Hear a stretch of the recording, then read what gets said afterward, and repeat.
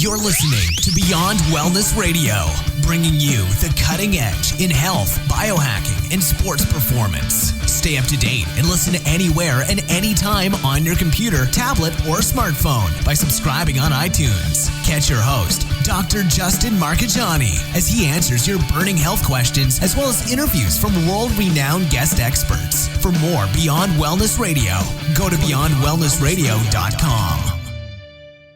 Hey there, it's Dr. Justin Marcagiani. Welcome to Beyond Wellness Radio. Feel free and head over to beyondwellnessradio.com where you can access our full podcast transcriptions. While you're there, you can also sign up for our thyroid and female hormone video series. This series goes into the root cause of why your hormones are out of balance. While you're there, you can also schedule a functional medicine consult with Dr. Justin, myself, where we'll dig deeper into the root cause of your health challenges. Feel free and think of sharing this podcast with at least one person. This podcast grows by people sharing it. Sharing is caring. If you can think of one person that can benefit from this information, please feel free and share it. If you're enjoying the podcast, make sure you subscribe on iTunes. You can also click below the video or podcast where you'll see the iTunes review button and leave us a review. You can also sign up for the newsletter at beyondwellnessradio.com where you'll get updates before anyone else. Thank you so much and enjoy the show. And we are live. It's Dr. J here in the house. Evan, how are we doing, man? Did you have a good weekend? I am doing wonderful. We finally got some rain. We've been in a drought for like a month. The trees, instead of turning like yellow and orange, they're just going from green to dead. So we finally got like tons of rain last night. I've got some fresh water in my pond, so everything is good. That's great, man. Excellent. I know we chatted pre-show that we were going to talk about food reactions and or die-off reactions affecting the skin. I think this is really important. We see a lot of patients that may have skin issues, whether it's from food, whether it's from gut bacterial imbalances, and whether it's from addressing or knocking down gut bacterial imbalances. So usually everything interplays. I have an interesting study I printed off over the weekend, and it's all about the food and food inflammation affecting the gut microbiome. And we know that food has a major impact on the microbiome. We know the microbiome has a major effect on the skin because the more we put stress in our gut, our body will use our major means of detoxification to deal with that stress and inflammation, whether it's through the kidneys and out the urine, whether it's out the gut, whether it's from the guts, from the liver, gallbladder, into the stool, and out the gut that way, or through the liver. So we have three major pathways, and then of course the fourth one is going to be skin.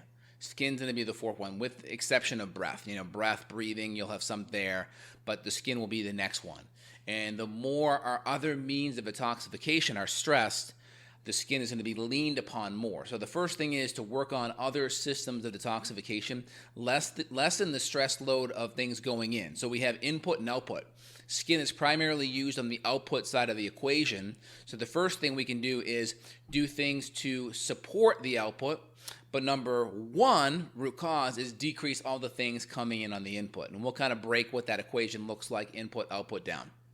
Yeah, so in other words, the skin should not get involved with detox, but it can pinch hit, if you will, if it has to, if the other systems are so compromised. Correct. And then if you see a skin issue, you know that you got some work to do. Exactly. So I would say the first thing is inflammatory foods are going to have the biggest effect on the skin. And some of it's not even detoxification. Some of it just can be autoimmune and just through general inflammation, and the skin cells can be affected. So we can have reactions, dermatitis, various dermatitises, which just means skin inflammation. It's hilarious. People go to the dermatologist and they're like, oh, you have a dermatitis. It's like, well, I know that. That just means my skin's inflamed. Of course, it's red, it's puffy. I know it's inflamed. I don't need you to just give me the Latin version of that same description, right? It's crazy. So you have various dermatitises or folliculitis, which is the follicle is inflamed, right? And then the next thing would be various autoimmune things, which could be rosacea, which now is an autoimmune component, eczema, autoimmune component, psoriasis, autoimmune component, and then you have different rashes that could be fungal or bacterial. Impetigo or ringworm could be bacterial, and various tinea versicolor, or in the scalp you may see seborrheic dermatitis or cradle cap or dandruff. These all have potential fungal bacterial implications. and the psoriasis and eczema and rosacea. I had significant rosacea as a child and in school. I mean, I have no rosacea now, but that was strongly tied to gluten for me. So food can have reactions from an autoimmune standpoint and then just from driving inflammation.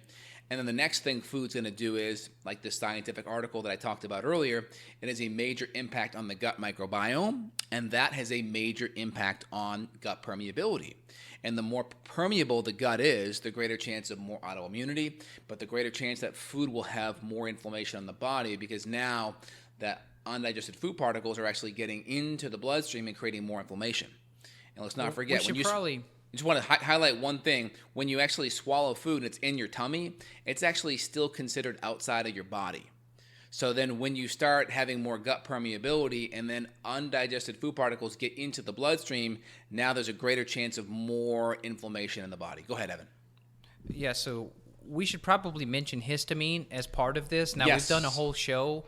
We did a whole podcast on this, which I think was really good, all about histamine intolerance. But I just want to briefly mention that part of this whole cascade of problems that you're talking us through, histamine could be a variable or a factor. So if you've got this eczema, rosacea piece, that could be worsened if you have a histamine intolerance, which histamine intolerance, once again, kind of like the dermatitis issue that you discussed, that is a byproduct of something. Histamine intolerance doesn't just exist in a vacuum. It's happening because of something. So you've got to work backwards and figure out, why are you having this reaction in the first place? It's not just go on a low histamine diet.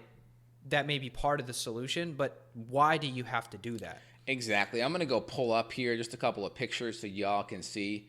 And again, if you're using Google Image to, let's say, kind of follow some of these skin reactions, just make sure you type in like mild or whatever, because Google Image tends to show you the most pathological extreme version of most of these conditions, FYI. So you can see here's just some urticaria or some hives. You can see kind of these raised little circles here. These are your typical hives, so you can see that. And then, of course, your tinea versicolor. I'll just type in mild so we don't get the crazy extremes. So typically you see almost a little bit of hypopigmentation happen. So if this is your skin, it's actually lightening up. That's tinea. It looks very similar almost to vitiligo. So vitiligo is an autoimmune condition. That's what Michael Jackson had, that destroys the pigment. So vitiligo, mild. Let's go look at that real quick. That basically destroys the melanin in the skin. That's autoimmune. But if you look at vitiligo, that's actually very similar. So you can see kind of some of that hypopigmentation, right? It's a lot more common, man. Yep. I used to never see anybody with vitiligo. Yep. Now, almost every time I go out in public, I see somebody with vitiligo. That just tells you the world's become more toxic. There's more compromised gut barriers. Yeah, and then you can see here, various tinea here where it kind of is a little bit of hypopigmentation. That's pityriasis, versicolor, similar. Again, we're just kind of going over the common things. We have the various infectious rashes. And then, of course, we have eczema and dermatitis, which are going to be eczema versus, I should say, psoriasis, which are similar autoimmunity. So you can see typically, here we go right here. So you can see psoriasis is a little bit more raised and flaky. Eczema is a little bit more flat to the skin. But they look very, very similar. You need a good dermatologist to kind of help diagnose that. But the nice thing is, because it's autoimmune, we're going to be doing similar things to fix it. There's a good verses right there. Right there. What's it say? Go look right there. There's like a that little, one? Yeah, that one. I'll do that next. So you can see psoriasis a little bit more flaky and white. Eczema a little bit more red. Here's our friend Dr. Jockers popping up in Google Images. Good job, Dr. Jockers. Oh, right here? Where is he at? Yeah, that's his image. That red one that you're on right now. Oh, this one here. Dr. Oh, good. Yeah, see it? Oh, yeah, great. Yeah, Dr. Yeah, good. Awesome. Chronic lifelong, common in adults, autoimmune. Yeah, thick, silvery scale. So it's really the silveryness, and then the eczema is a little bit more red. All right, and then Yeah, food so they reactions don't really can cause that as well. I know with your wife as well as mine, eggs were a big reaction for my kiddos down the breast milk side. So keeping that in mind is really helpful. Sometimes autoimmune, even when a mom's breastfeeding, can make a big difference. And was there any other skin issues you wanted to look at while we're here? I think those are the most common we encounter. I'll say one more thing. Acanthosis nigricans is interesting because a lot of skin stuff that we'll talk about in a minute, I'll just do mild we don't get the crazy stuff, is you'll see it a lot of times. You'll see it. It's very common in African American women, but and I think it's because they're just more sensitive carbohydrate wise. There's a lot more like insulin resistant issues in the African American community, but obviously it's everywhere now. But you'll see it a lot. It's just like a pigmentation issue around the back of the neck, or like you'll see it in the armpit area, right in here, and here. That's from hyperinsulin. That's from hyperinsulin. So too much carbohydrates, you're going to see a lot of that. And why is that important? Because if you're consuming too much insulin, insulin is actually going to drive up your body's sebaceous glands, and it's going to cause you to make more sebum, and that sebum is actually going to have impacts on your oil in your skin, and that oil is going to feed the bacteria, and that bacteria can cause cyst and acne and skin issues. So it's really important when we look at foods, we keep the insulin levels down, or at least within what you need. Okay, if you're more insulin resistant, that means you have to keep the carbohydrates lower, more vegetables, less fruit and starch. Okay, the next one is looking at the inflammation component of the food, keeping the inflammation down. Could that be being autoimmune? Yeah, if you have autoimmune genetics and you're seeing skin issues popping up that have an autoimmune connection, like the ones we just talked about, yes. Some people, paleo is enough, because paleo, which is cutting out just grains, legumes, and dairy, maybe allows some butter. It's focusing on whole foods, meats, vegetables, maybe some fruits, maybe some safe starches, some good fats, except the junky, refined, processed omega-6s. That's usually enough for most people, but some have to go to that paleo template 2.0, that autoimmune template, to get that next inflammation buffer. Yeah, or like nightshades were an issue for me for a while, surprisingly, with my skin, because I would do some of these salsas, just combos of like jalapeno peppers and tomatoes and all that, and I would have mild rashes that would pop up on my face. When I had gut infections, I couldn't do salsa for quite a while. So I was also probably eating it with organic blue corn chips at the time, so it could have been corn as well. Could have been corn. That's why you got some better brands out now. The Siete brand makes a good yucca or cassava-based flour, which are the same things, and that can be excellent because it's a safe tuber and it's going to be grain-free, so you have options like that. So we always start with the diet, number one. We may do the autoimmune 2.0 next. We also have to look at the gut, because gut permeability through either inflammation in the food, poor digestion, or dysbiotic bacteria, H. pylori, various parasites, all those things can make a big difference knocking those down. And depending on what comes back, we're going to create a protocol to address those different things. So, of course, we're not going to go into each thing because we have other podcasts that deal with that. So feel free and take a look at any of our gut bug or SIBO or parasite podcasts for more info. We'll try to put maybe some links in the references, but keep that in the back of your head. Any thoughts on that, Ed? Yeah, well, think about when you and I first became friends about 5 years ago. My skin was a mess, and I had gut bugs. So, like you said, we don't have to go super into detail, but my diet was good. I was paleo for 3-4 years. My skin was still messed up, and it was because of my gut bugs. You had 3 different infections in your gut that were big. Yep. Yeah, you had 3 different big infections. Next thing I wanted to highlight on top of that was, you mentioned histamine. Now, histamine, the urticaria stuff, the more inflammation in your gut, remember, 80% of your immune system's in your gut. It's in your gall and your maw, the gastric-associated lymphoid tissue in the stomach, and the mucosal-associated lymphoid tissue in the small intestine. The more those immune cells are revved up, it's going to be the basophils. The basophils, when they go outside of your, when they go outside of your blood into the tissue, they create they turn into mast cells, essentially. And those mast cells produce histamine. So the more your immune system is aggravated and revved up, the more those basophils will move into and migrate over to mast cells and produce histamine. So think of histamine as a natural byproduct of inflammation. Makes sense, yeah. Histamine vasodilates. It opens things up. Think about it, right? If you bump your eye or bump your head, what happens? Things swell. And why is that happening? It's happening because the swelling vasodilates. It allows the immune cells to aggravate and calm down the inflammation. The problem is, if it's not an acute response, meaning I bump my elbow, it's isolated. If it starts to become a systemic issue, well, now you have systemic histamine issues, and now that may manifest as urticaria hives on your skin. It can manifest as tinnitus, headaches, right? Migraines, dizziness, those kind of typical high-V kind of symptoms. And so you really have to get everything under control and maybe even look at cutting out histamine on top of everything else. But we don't go there unless we've already done everything else, and the clinical presentation leads us in that direction. Yeah, like you mentioned, a lot of times we don't have to go there because we're addressing root causes. Correct. And so mold is a big trigger too. I learned that firsthand with histamine. I was having tons of mast cell / histamine reactions, just weird things, weird symptoms I'd never had before. Now that I've started to detox mold, I'm having less and less what I would consider histamine reactions. And I'm also doing some herbal antihistamines that I continue on a regular basis that have really, really helped calm things down. So I'm glad you made the distinction between histamine is a good thing, but when it becomes systemic histamine, that's not a good thing. Yeah, typically anything acute is okay because it's designed for a reason. It's the chronic, out of control reactions we want to really kind of attenuate and calm down, because those are the things that are going to be driven by diet and lifestyle and chronic stressors. So the chronic stressors, we want to make sure they're on our radar so we can neutralize them.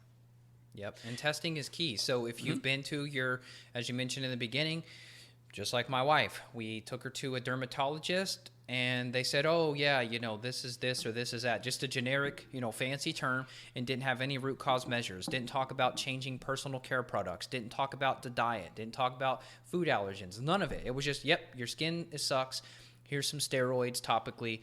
Same thing with the gut. So if you go to a gut doctor and they say you have gastritis, you're no closer to the answer than you were when you walked in. Exactly. Yeah, it's hilarious. People go in, they just get the Latin terminology, like, okay, like I go to the orthopod, my knee's hurting. You have arthritis in your knee. Well, of course, that's just joint inflammation of the knee, right? The root cause is not talked about. So regarding skin stuff, especially with people that have it, the diet's going to be the first thing to look at, and you have to really be 100% on the diet to see how much improvement you're going to get. Now, there is more nuanced stuff. Sometimes you're going to have issues where eggs or nightshades or nuts could be a problem. And that's where if you're not getting the benefit on Paleo 1.0 or just a regular Paleo template, this is where an autoimmune template would be utilized next. So first level was Paleo. Second level was autoimmune. Yeah, because of the chocolate too. The chocolate's kind of in that same category. Chocolate with the or eggs coffee, and nuts. or coffee too with the histamine. Most don't have to go to that level to get the benefit. So people that are listening, you don't have to do autoimmune first. If you know you have an autoimmune issue already diagnosed, then jump on the autoimmune as a shortcut. Yep. Number 2, make sure you're digesting and breaking down your food and you're chewing your food up good enough. Make sure you're chewing your food up. You're not hydrating with food, with meals. I mean, you can have a couple ounces of water to swallow some pills. That's fine, but you should not be hydrating and trying to actually consume water during those meals to hydrate. Do that 10 minutes or so before, 2 hours after. And then make sure you really dial in your enzymes and acids so we can better break down those foods. A lot of people and a lot of gut bacterial issues, they create stress in the gut.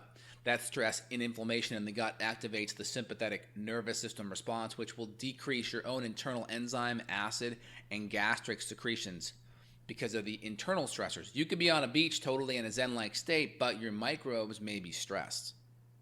Yeah, let's talk about the environment of when and where you're eating.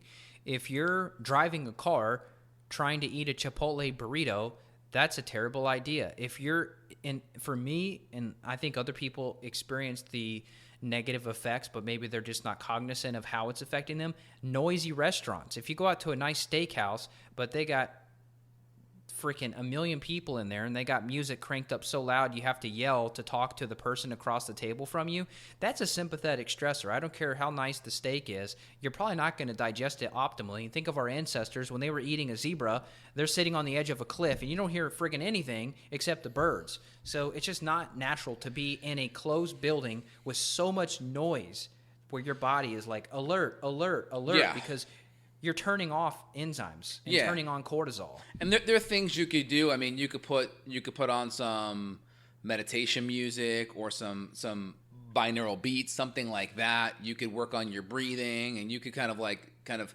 control everything coming at you input wise. That would help. You could focus on gratitude. All these things activate the sympathetics. Deep breaths in, all breathing through the nose to activate the parasympathetics. But yeah, 100% control the environment. Number 2, you don't have that much control over the environment, then you do extra things regarding, the music, what you're focusing on, the breathing. The breathing is the biggest thing. Anytime you get into a stressful situation, program your body to just breathe deep and breathe through the nose. Because the first thing that happens when stress occurs is shallow breathing coming from the mouth and chest. So if you know that and you can just control the breathing and make it come through the nose and keep the belly moving and still do those 4 to 5 seconds in and out, then you're going to be set. You're going to have a big control on your sympathetic nervous system. That's good advice. Yeah, I think I forget that sometimes. I hear like the super loud environment. I'm like, oh God, it's so loud in here. And I probably jump into sympathetic. I could probably try to counteract it better, but I'd still rather sit in the middle of the woods and eat a sandwich, 100%.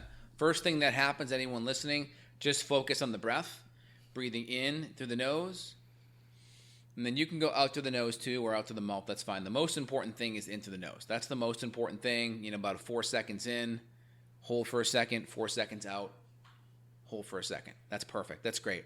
Now, enzymes, acids, controlling the environment, parasympathetic versus sympathetic nervous system response, right? Parasympathetics are the break and the relaxation. Sympathetics are the gas, the acceleration, the go, go, go, go, go. So we got to make sure that's under control. Got to be 100% on the diet. Start on Paleo 1.0, go to Autoimmune 2.0. And then I would say look at what's going on with the gut. As you address that, make sure we have detox support in place if we are having reactions. Detox support could be just adding the herbs in very slowly so we don't kill things off too fast. The more debris we kill off, it's the equivalent of imagine your detoxification or your immune or your lymphatic system is really poor, not doing well. That's like me taking my coffee cup and saying, hey, this is your trash can. Put your trash from your house in this. This is your trash can. So we know if you do that, this is going to be overflowing before the morning's over, right? So that overflowing is going to be symptoms, skin issues, headaches, joint pain, all of those things. So number one is we can take the cup up and take the garbage out a lot of times to make sure it doesn't overflow. And we would do that through lymphatic support. We would do that through titrating the herbs in very slowly. We would do that through binding support. We may do that through sulfur amino acids and or glutathione or extra antioxidants to support phase 1 or extra sulfur aminos for phase 2. It would depend on each patient. So we can taper it up so we don't put too much garbage in. Number 2, we can support the lymph, which essentially allows things to move better, and then support the detoxification. And as that gets better and we support those systems, it's like we're kind of bringing in a new garbage pail. Instead of the cup, now we have the bigger mug. And then we have the small garbage pail and then the bigger one. And so we kind of upgrade each time as we titrate things up and support the lymph, support the detox, support the binding, support and the elimination. Yeah, and it's always a little bit of a seesaw, right? When you say it like that, it sounds so easy. It's like take lymph support herbs, take liver support herbs, take glutathione, and you'll be in good shape. But the truth is, when we're working with people, it's highly individualized because depending on how long you've been sick, depending on how many layers you have to your illness or your symptoms, you may not be able to handle it. For example, if I do too much glutathione, I feel bad. But if I do none, I feel bad. So I think of it like a tightrope is kind of my analogy. So it's like if you do nothing, you fall off the tightrope to the left and you're symptomatic. If you have it dialed in perfectly for you, you're walking the tightrope to the finish line. But if you do too much, you fall off the other side. And so as people get better, when we're doing follow-up calls, we may be tweaking the dose, whereas before they could only handle 2 capsules of a liver support complex with milk thistle and beet powder and artichoke and all that. But now they can handle 4 capsules. And so it's not where we want you to just go to Whole Foods, buy a liver supplement, and expect it to make all your problems go away with your skin. You've really got to have a coordinated plan. And as you get better or as you get worse or new stressors come in, you've got to back the dosing down. So for me, when I was going through gut work, if I was really stressed, I couldn't handle the full dose of anti-parasitic herbs. I had to cut it in half. And then when I was less stressed, like you and I talk about this idea of do things on a weekend when you're not as stressed, try new supplements.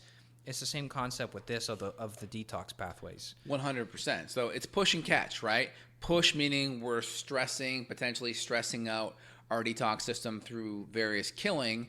And then catching is we're supporting our lymph our detox, our phase 1, our phase 2, making sure we're actually having regular bowel movements. We're making sure all these things are happening so we can eliminate things.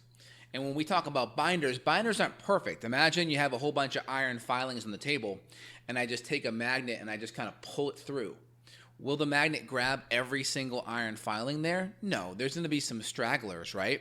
But it's going to grab a good chunk. So think of that as like charcoal or bentonite clay or activated charcoal or zeolite or citrus pectins or chlorella, whatever binder we use for whatever that iron filing is. There's going to be some debris left behind. That's why we want to, do multiple doses a day, and we want to taper up so we're not overwhelming our system with too many iron filings, so to speak. The iron filings being reminiscent of the debris that's left behind.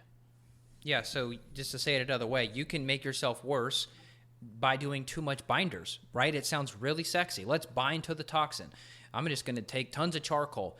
I made myself worse. I was doing like 6 capsules of charcoal because you could pull more things out. You could pull more things out. That's why we taper into everything. Yeah, I did like 6 capsules of charcoal for a while, and I felt amazing. I was like a new man. And then I went up more, like 8 or 10 capsules a day, and it was too much. I remember you dizzy. Called me that night. I remember you're like, man, I'm feeling really dizzy. And I think that might have been the day I did double dose glutathione. That was glutathione. You're right. And I think I talked to you about maybe doing more charcoal to counteract it. Yeah, I remember that. Yeah, but charcoal, same thing, though. Like in that situation, charcoal was the remedy, but before, charcoal was the provocation, if you will. It was the bad guy because I did too much. And my analogy of that one is like you have a bad girlfriend and you're kicking her out of the house, and so she's like taking the pictures off the wall and throwing them down the hallway. Like there's this collateral damage of you kicking her out. Same thing with the toxin. When you're dragging the toxin out, especially if you have a permeable gut barrier, I think of it as like these toxins reabsorbing back into the bloodstream. Like the goal is pull them through the intestinal tract, but if the intestinal tract is compromised, you're going to have reabsorption. So I can't prove this 100%, but my theory and thought on this is that if your gut barrier is in better shape, we measure the secretory IgA, the gut is less leaky or not leaky, hopefully and theoretically, binders would be more tolerated versus someone where we see a super leaky gut, binders may make them worse. They may need to titrate very slowly. 100%. What do you think? Yep. What's your thoughts on that? I think you're 100% right. Everything you have to ease into it, and that's why we always start with diet and hydration and digestion first, because that's where most people's stressors are coming from, and we want that foundation kind of just dialed in, because if they're able to digest and break down their food better, then they're extracting the antioxidants and the B vitamins and the sulfur amino acids from their food, and if we're breaking it down, then they're getting those nutrients in. There's less stress of the food kind of fermenting and rotting behind. And then we're making sure that they're having regular bowel movements, so we're eliminating toxins. And then we're making sure we're getting enough hydration. That solution to pollution is dilution. And then if we're also more sensitive, we can lean more on detoxification from sweating. We could do infrared, near-infrared sauna. We could even do just some gentle red light therapy, which can help with skin issues too. On the outside, it can really help reduce the inflammation of the active skin lesions. So these are really good ways to kind of start things out. We can progress from paleo 1.0 to autoimmune 2.0 if we need. I think that's probably one of the first good steps. Any feedback on the foundation steps, Evan? The part about pooping regularly, you briefly mention it, but that could be literally the biggest piece of the puzzle, is simply just addressing chronic constipation in someone. If they've been doing diuretics like coffee and teas and they're not getting enough water, I can't tell you how many times you and I have seen people's skin improve just by getting them to go poop 2 to 3 times a day versus they used to poop every other day, or some people once a week, which is just scary. It's like, what? You're eating 3 times a day for 7 days and only 1 poop comes out per week? That is terrible. No wonder you got bad skin. Oh, I know. There's a famous gastroenterologist named Mechnikov. His famous quote is, "Life and death starts in the colon." And part of that is just being able to have regular BMs and move your stools, at least 12 inches of stool a day. If not, you are going to have what's called auto-intoxication, right? Auto meaning self-intoxication, self-poisoning from not pushing the debris out of your body. That's like not taking out your garbage for a couple of weeks and the flies and maggots start to come home to rest, so to speak, and that's not good. So we have to make sure those foundational things are done. I can't underestimate water, right? The solution to pollution is dilution. Say that 10 times fast. The solution, right? The solution to pollution, to toxins, is dilution. So you dilute it down, right? So more water helps make everything go round, right? That's really important. Let's talk about lymph. So I'm a big fan of making sure the lymph is supported. So there's various tinctures that we use professionally, different lines that we use. There's some individual herbs that we can do. Low-hanging fruit's going to be ginger. Ginger's really, really excellent with lymph. So is red root, and so is burdock. Those are my 2 or 3 favorite kind of lymph supports that kind of keep things moving outside of various tinctures that we use. I've got lymph support right here on my desk. So one that I didn't even know about maybe a year ago was cleavers. And so my lymph blend is, yes, red root, which is also great for the spleen. Yep. We love using red root for Lyme and co-infections.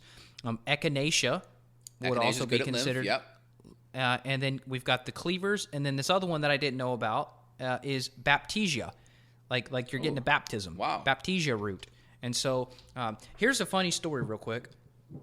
I think stories are helpful because like we get in educating Story time. mode, but then I think people like story time. Okay, so, I had tested for some Bartonella antibodies and for Babesia. And so I was playing around with some of these Bartonella and Babesia herbs.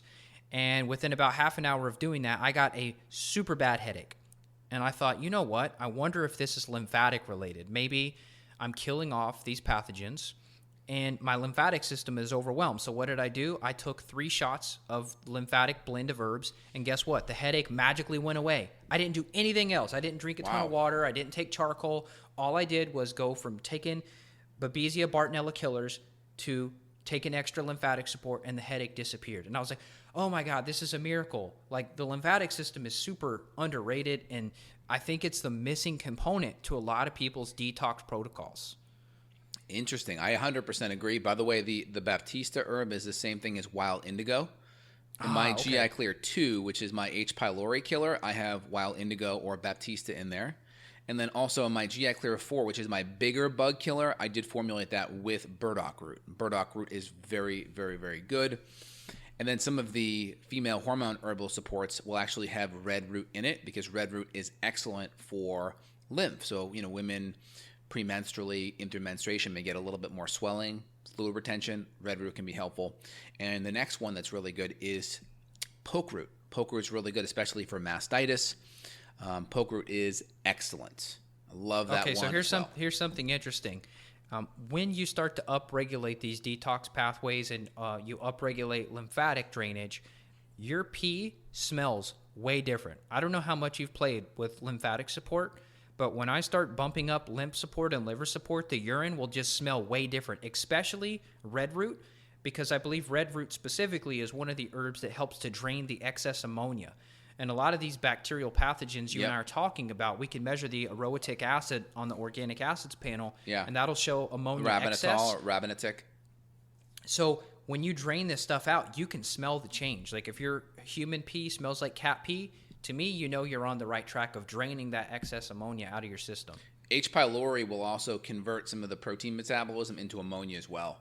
And ammonia is very alkaline too, so it actually will disrupt digestion. That's part of the reason why or how H. pylori makes your gut less acidic, because part of their urea metabolism from urease to urea, right? H. pylori makes this enzyme called urease. You know it's an enzyme because of the ASE at the end. And that urease hits the urea, which is from protein metabolism, and spits off CO2 and ammonia. And that ammonia's got a pH of 11, so that decreases your stomach acid levels, makes it less acidic, so digestion goes downhill, and then you have higher CO2 levels, hence the CO2 urea breath test will come back positive for H. pylori. So yeah, 100%. And typically, I'm not a big person that has a lot of die-off. My big die-off symptoms will be a little bit of fatigue and a little bit of skin stuff. But some people have significant die-off issues, and the more your health has kind of gone downhill, the more you may have die-off symptoms. So you just kind of have to be aware of that.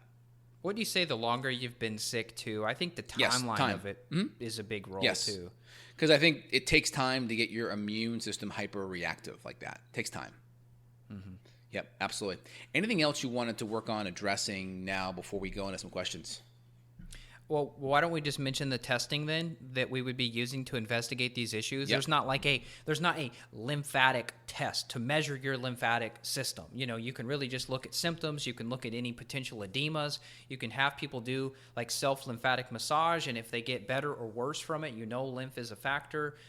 You've got swollen lymph nodes you can look at, so some of the clinical signs. But there's not like a test where you go and pee in a cup and it says your lymphatics are not working. We're primarily going to be looking at other markers to indicate the system as a whole. So like organic acids testing is always part of our workup.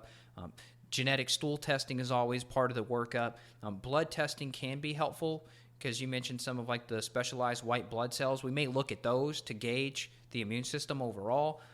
But without the data, you're really just guessing and checking. So that's why I say don't just buy a liver support. Figure out what the heck's going on first. Are you recirculating toxins? Like, are you bringing toxins through a open loop where you're getting them out, or is it a closed loop like beta-glucuronidase issues that are too high due to bacterial overgrowth? That's a big issue, a big mechanism we fix. Yeah, so input is going to be decrease all the toxins coming in, organic food, whole food, making sure you're digesting your food, enough water, decreasing all, having high quality food decreases the antibiotics, decreases pharmaceutical load in the food because animals or plants were sprayed with them if they're not organic.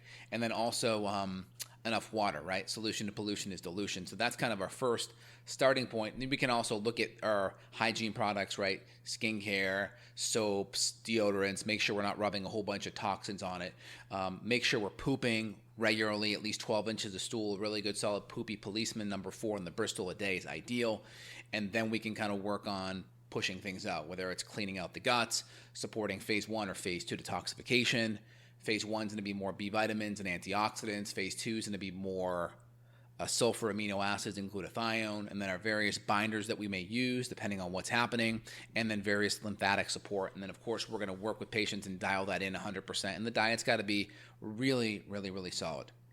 Yeah, please don't wear scented products. It destroys me, but it destroys you too. So like your laundry detergent, think about it. You're wearing those clothes all day and your skin is absorbing that. So if you're wearing, Tide detergent, it's garbage. Get rid of that crap. Go free and clear. Even if you're not going with more of the quote like organic brands, even your conventional mainstream laundry detergent brands now make free and clear. Like All is a very cheap brand. They have free and clear where it's not synthetic fragrance. Stop using dryer sheets. Use wool balls if you have to. They last forever. That's what I have. I have the wool balls. That's it. And your clothes won't be staticky. So you and I were kind of chatting about it off air. The chemicals that people wear on their clothes, 99 out of 100 people in my experience have a smell to them. So whether it's a cologne, a perfume, a dryer sheet, a laundry detergent, it's toxic stuff going into your skin. So you could just have your diet dialed in, but what are you doing every day? You're spraying your neck and your wrist with this perfume that you think other people want to smell. That goes into your bloodstream. Those are toxic chemicals. I've had clients that are in the perfume industry, and they can hide thousands and thousands of chemicals under that, quote, fragrance term.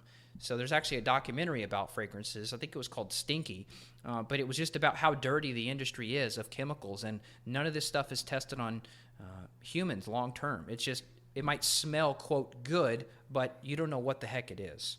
Absolutely. And I had a patient who had some skin issues this last week, and a lot of her gut symptoms got a lot better, and she was improving in other ways, but her skin was still lagging behind. She did a little bit of research, and she found that she actually had a skin parasite. And this could be, let's say, put it in the X factor category, where if you're doing a lot of the foundational things and maybe a lot of the first level gut stuff and you're still not seeing improvement in the skin, this would be a good area to look. This is a parasite is called Demodex, and it can create inflammation in the follicle. And there are some various ointments or topical things you can put on your skin to actually help some of these infections. Yeah, that's what I was going to ask. Is this something that you would fix from the inside out with antimicrobials? Well, you do it on the inside, but these things live on the follicle of the skin. So you have to topically apply things to get these things under control. There are some formulas that have some herbs in them, like astragalus and such, some oriental medicine type of herbs, but it's going to be more topical. And what's the conventional medical model say about this? What are they doing? You know what? I don't even know what the conventional medical model is because it's so undiagnosed. It tends to be missed. Oh, I've seen this on people's eyelashes. They can go on the eyelashes. But again, the key thing is these things tend to hit people that are going to be immunocompromised. So the Yeah, more go right there. Go into that PubMed right there. Let's see what that 2014. Yeah. Go to that one. Let's see what it says. This is interesting. So this is a potential vectors. I kind of put it in the X factor category, so you people are on top of it. So it's a various mite, and they can live and they can create inflammation. So look at it's a tiny parasitic mites that live near hair follicles, but they can affect the skin as well. They say like quick treatment, but it didn't say anything about treatment. Yeah, let's see what we got here for treatment. Yeah, so here you go. Another useful feature is the complex the Scabicide. A scabicide. Lindane. Or lindane. Oh, I think lindane's pretty darn toxic though. I've heard of lindane. I've heard of lindane as well. And lindane, I'm pretty sure. So you can see they got it on their skin as well. So they have it here as well. So there's little mites in here. But I'm pretty sure lindane is pretty darn toxic. Let me just see if there's any other treatment options. Yeah, so there's various methods, but I'm pretty sure lindane is pretty darn toxic. So you got to be careful though. But in general, there are options there, and there are some natural ones as well. Yeah, there you go. Yeah, right there on go up on Wikipedia. There it is. Lindane agricultural insecticide. Yep. Ooh. So you're putting an insecticide on your skin. Well, so and it absorbs. You know it's going to absorb. It's going to absorb and go through your body and go through your liver for sure. Yep. But there are some herbs that are out there that are in oriental kind of salve type of form that you can topically apply as well.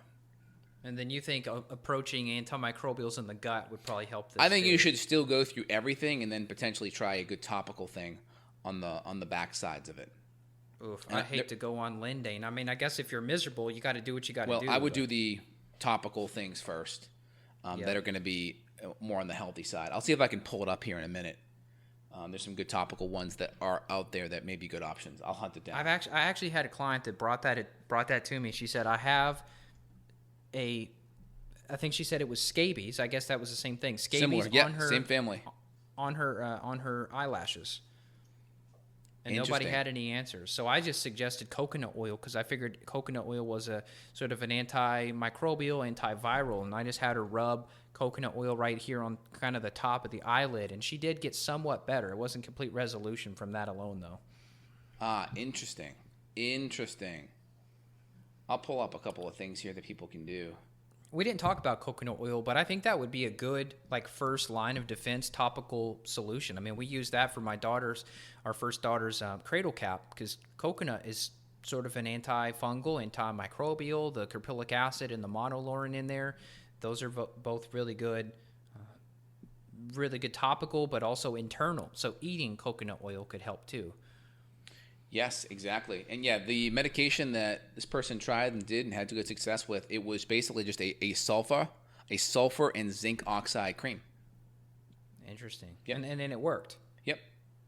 Exactly. It worked very well. So it was a sulfur kind of and zinc oxide cream. That's exactly what it was. That seems easy enough. Yep. I'll put up a couple of the visuals. People can see it so they can have some good options. Was that like a prescribed thing, or is this something you could just get over the counter? This was an over-the-counter thing. Wonder how sulfur would do that. Maybe it just kills it. Maybe the thing can't breathe in sulfur. I don't know. Sulfur has a natural antimicrobial effect. Let me go pull up my screen here. All right. So here's one for the Demodex. Can you see my screen yet? Yep, I see it. It's got some crazy Chinese letters on it. Zinc oxide, sulfur supplement, and again, this website is Demodex, so it's demodex.co.uk, and it has a lot of good options for topical Demodex. And this was shared to me by my patient, and she tried it, so it's good. I just want to put it out there. It's an X factor. It's not going to be the first thing you go to. Go down just a hair. It said something in the description. Go down just a little bit. Oh, I'm sorry. Yeah, it's going to be zinc oxide and then sulfur. Okay, so it says here. I mean, they're talking a lot of stuff: microbial, fungal, Demodex. They're talking it can soften epidermis. It can be in the treatment of acne as well, steroid-induced rosacea. Yeah, I mean, topical zinc is going to be great. The nice thing about these things, you can do it for a lot of other things, so it'd be worth giving it a try. Here's another one as well: anti-acne and Demodex cream. I mean, you can see this thing has a couple of herbs in here as well. Let me try to find the ingredients. We learn so much from working with people clinically. Oh, yeah. It's so great. Stamoni roots, Moneri seeds, Bristol Chinese carnations. There's a couple different things in there. Some of these parabens aren't the best, but I mean, hey, this is designed to be an acute type of treatment. So hopefully that gives some people a couple of ideas here. Demodex.co.uk is a good option. It's very Excellent. cool. See, this is the stuff we learn by working with people. You're not going to find this at your dermatologist office. No, it was great. My patient was able to share that with me, and we were able to get it out there. And it's not going to be the first thing that people who have skin issues should go to. But if you tried a lot of things, hey, put it in their back pocket. Give it a try. The nice thing is we're all results driven. There's no dogma here, right? It's all about getting results. Yep. Well, I think that's all we need to cover. I hit the testing. I don't know if you wanted to say anything about testing that you do. There is like patch testing and stuff like that, but we're not dermatologists, so we're not running patch testing. Get the gut dialed in. Feel free and go see a good dermatologist to just get things ruled out. If they kind of give you the diagnoses that we've already talked about, fine. That makes sense. There's going to be things like perioral that can be caused by other issues, whether rubbing too much experimental stuff on your skin, or as a female, birth control pills can cause perioral dermatitis. That's a unique situation because more topical things like coconut oil can actually make it worse. So, just keep an eye on that. It's always good to at least get a diagnosis to know what you're dealing with, and that way you can make sure the root cause is under control. I just wish dermatologists were more root cause. They aren't, but at least if you get the diagnosis, though, then you can listen to this podcast and try to connect to the root cause.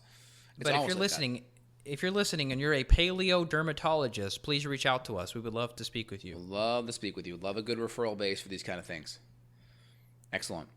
Any questions, Evan, you want to dive into? I don't have them pulled up, so why don't you tell me if there's any good ones? Yeah, there's a lot of things we kind of already addressed. I'll hit Addie's issue. I keep on having boils under my arm every time I shave. Usually resolves on its own. Is there an underlying issue I should worry about? I mean, it just depends. Obviously, there's a follicle inflammation issue that's happening. If it's only happening with shaving, I mean, is there some kind of lubricant that you could put in? Maybe use a coconut oil or a shea butter or just some kind of a natural soap lather that will provide a little bit more support from the friction if it's only happening from that. So hard to say there. Sebastian writes in, thanks for all the awesome information. Always, this is gold. I've gone through a lot of what you guys are mentioning. Awesome to know how it all unfolds and the causes. Thanks so much, Sebastian.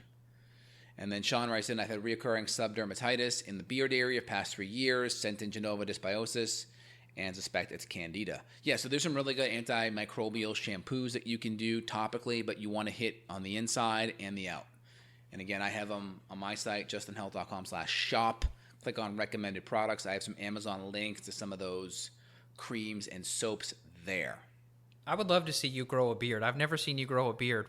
It's been a while, man. It's been a while. I think it's been about 6 years. But yeah, I may have to pull it out this winter. We'll see. When I tried to grow a beard, I noticed I always touch my face more, and I think that could contribute to what this guy was mentioning with his skin. Anytime I got a lot of hair, I'm always touching my face. And who knows what's on your skin? Oils and bacteria and other things. So that's totally true. Sean writes in, very clean SCD-based whole food diet, but I think I need to eradicate with antimicrobials. Yep, that's the next step, Sean. Ashley writes in, can Candida die-off make you dizzy and weak? Yes, it can. It totally can. And do die-off symptoms come and go, like last a couple hours, then go away and come back? Yeah, I mean, they can definitely oscillate, for sure. Evan, you agree? Oh, absolutely. And Good. if you can go, drink more water, as you said, dilute, and then go pee and take lymphatic support, maybe some kidney support. You have a good bowel movement, maybe that will help lessen the die-off. But also, when I feel bad, I'll do just a little bit of charcoal. 100%. What can cause dry, big, flaky patches in the hairline? That's going to be your seborrheic dermatitis, which tends to be more fungal-based. Can die-off be exacerbated by passing hard and dry stools? I've seen people that do pass stools, either they have an issue, meaning intensification, or they actually feel better. So it can definitely, the passing of things can definitely shift what's happening in your gut as well. Dennis writes in, is antiperspirants bad for your health? Yeah, they are. Basically, it's an aluminum molecule that's dehydrated that then expands and clogs the pore and makes it impossible for you to sweat, at least while it's there. So definitely not good. You rather have something that allows you to sweat but has natural antimicrobial qualities that kills the bacteria that produces the not so nice smell. You can do that with shea butter or coconut oil, or very Certain parts of the coconut oil, like caprylic acid, tends to be more antimicrobial. Sean says I have high morning cortisol and very high DHEA, some sort of gut dysbiosis, as well as what I'm addressing. What will be the connection? Well, inflammation in the gut causes inflammation in the body, and your stress handling system tries to deal with that. Aaron writes in, is there a relationship between skin disorders and chronic Lyme? Definitely can be. Lyme's a stressor on the body, and that's a stressor on the liver and the detoxification, and that can easily affect the gut as well. Anytime you have inflammation in the body, it's a major stress ball in your stress bucket, and when your stress bucket's full, systems in your body don't function optimally, and people that have Lyme can have other co-infections like Evan knows about, like Babesia or Bartonella as well. Yeah, and those are all immune suppressants, right? And so when your immune system is suppressed, bacteria, viruses, fungus, those can all take the forefront and take you down. So part of resolving that would have to be supporting the immune system while trying to remove the microbes, or at least get the microbes back in balance. There's this debate of whether you can fully kill Lyme. I don't know. Yeah, we can definitely at least knock it down so it's not as big of an issue on the immune system for sure. And then regarding dry, Barb writes in, what about dry issues with skin like warty lesions? So first thing is, make sure we have enough collagen and good building blocks to have healthy skin, right? Collagen amino acids are great. And then if we're having like kind of skin tag type of things, one, make sure the insulin's under control, because more insulin will cause those skin tags. And then number two, you can always get like a little cotton ball and sop it up with apple cider vinegar, and then like kind of like get a Band-Aid or like a wrap and wrap it up against that lesion, and a lot of times it will fall off. You can also make like an apple cider vinegar turmeric type of like poultice, and then put it on a Band-Aid or in a cotton swab, and then tape it to your skin. That can help those lesions just kind of fall away. Maybe a little bit of tea tree mixed in with that would be good. Yeah, a little bit of Melaleuca or tea tree. Yep, that's great too.